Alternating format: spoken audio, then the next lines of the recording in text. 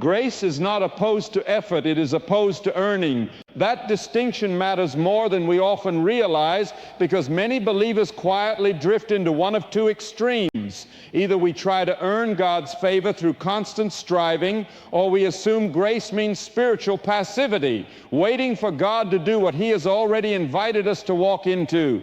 Grace does not cancel discipline. Grace makes discipline possible. Prayer requires discipline, not because God is distant or unwilling to hear us, but because we are easily distracted. Our attention is constantly pulled outward.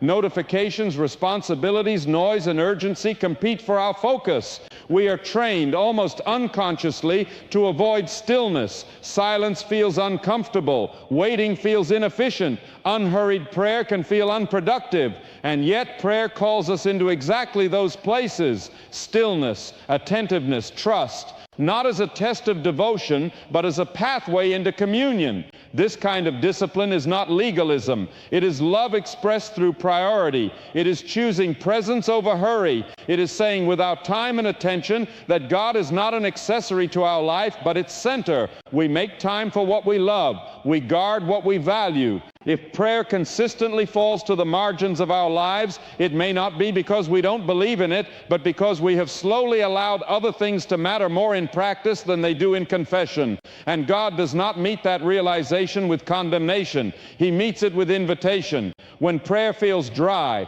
perseverance becomes an act of faith. We show up not because we feel close to God, but because we trust that He is near. We pray not to manufacture emotion, but to remain faithful. And when prayer feels rich, gratitude becomes an act of humility. We receive the sweetness without assuming it was earned.